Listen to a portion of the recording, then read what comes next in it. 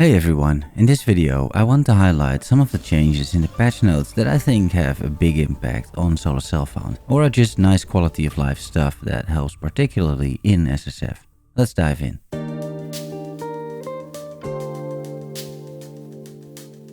I'm going to skip most of the secrets of the Atlas part with the tears and whatnot. I think that in SSF at league start, since you are typically a bit weaker than those in trade, you may have a rough time with these at first. Historically, this type of content is overtuned, but give it a few days and we're probably good to go.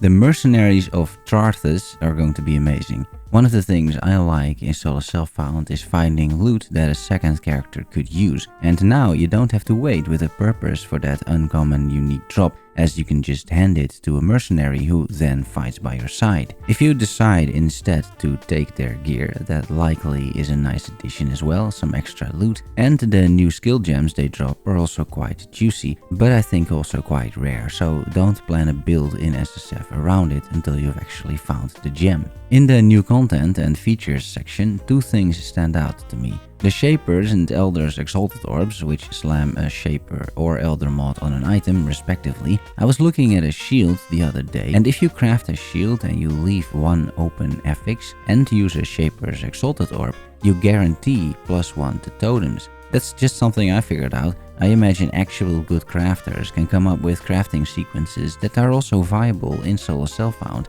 The possibilities these items offer are crazy, but I fear they only drop from Elder and Shaper, so getting those to spawn in SSF is still a bit of a chore. In endgame changes, Atlas memories have been removed. I don't know about you, but I used those quite a lot as they provided very specific rewards such as items with essence modifiers that were otherwise hard to find in SSF. It seems we're getting some of these back in the form of Kirak missions, however. The Settlers town is going core, but without the town building, which is great. That means we can keep using the black market in SSF for gold, which is a great source of items, especially through the campaign and early endgame. I think the new rune grafts in SSF, the sort of tattoos that you can place on masteries, can be very helpful. Those can fill in gaps in your build or open up new build possibilities without you having to path too much or too far away from your starting position. Plus, if you want the minor and major passive nodes of a cluster but not the mastery, you can still take it and runegraft it for a new effect, such as 30% chance to curse a non-cursed enemy with a random curse on hit. We're also getting the Recombinator version from Path of Exile 2.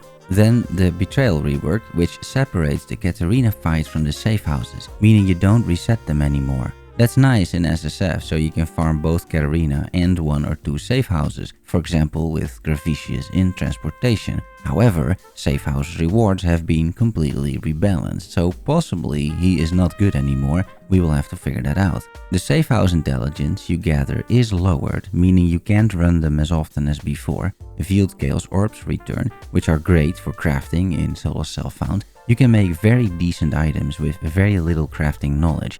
Then skill gem changes. Again, focusing on those I feel are impactful in SSF, and it's also clearly based on what I play, so this section is super subjective. Animated Guardians now retain their items when they die, which is massive in Solar Cellfound as it's very hard to source good uniques for your Animated Guardian. It's also a massive minion buff because of it, because these Animated Guardians tend to primarily buff your minions. However, if your Animated Guardian dies, you cannot summon them again in that area, which I think is fair. Cyclone got buffed, now with less penalties on move speed and getting increased AoE chance per melee strike range. Additional melee strike range, I should say. I think we could get screen-wide Cyclones again in SSF. There are plenty of sources for additional melee strike range. Death Aura from the Death's Oath unique, which is incredibly common, got buffed by 25% base damage. It's now 1250 chaos damage over time. Fire Trap got nerfed by 500 base fire damage, which seems a small or big nerf to Righteous Fire build. I will let Box figure that out, I think he already made the video. Frost Blades of Catabasis was nerfed from 409% damage effectiveness to 240% damage effectiveness, which seems like a big nerf. It's probably deserved. Lightning Strike got nerfed, projectiles deal 50% less damage. Molten Strike of the Zenith got nerfed a bit as well, so it's all of the meta builds that get gutted a bit. Well, maybe not all of them. I hear Volcanic Slam is still good. But yeah, that's to be expected, right? That most of these actually get a bit of a nerf. And speaking of that, my starter last time, Power Siphon, has 50% reduced added damage effectiveness, only 109% at level 20. And as the build, Power Siphon Mines was a great starter, but already didn't skill that well into late endgame. I think that this might mean it's just not viable anymore, but I will let Jungroan figure that out. Summon Raging Spirit of Enormity got buffed by granting it 40 to 78% to critical strike multiplier at gem levels 1 to 20. Quality now provides 0 to 10% more minion movement speed, meaning more crit multi and more movement speed in general. And these things do guaranteed crits already, so it's fun for popcorn SRS builds in Soul Self-Found, I think.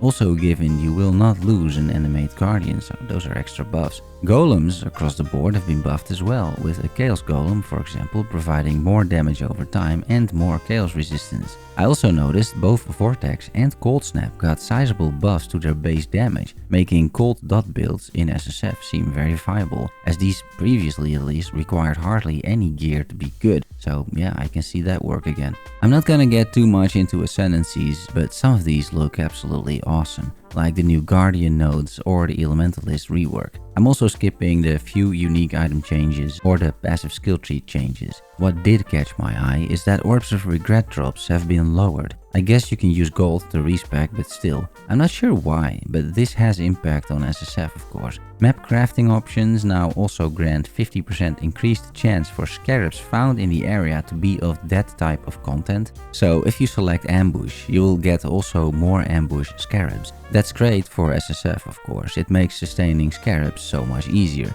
Most map crafting options are cheaper, and the ones that got more expensive also provide more content. Really only Anarchy got nerfed in that sense, which wasn't used much in Soul Self-Found I feel, as juiced up rogues require so many rare other scarabs that you just wouldn't find, and such a strong build to properly farm all of them. And that's it, all of the most impactful changes for SSF. I am so excited, by the way, it's going to be amazing. I just have a huge hangover right now. Thanks for watching and making it to the end. Please like and subscribe for more SSF PoE content. Love you all, see you soon, bye bye.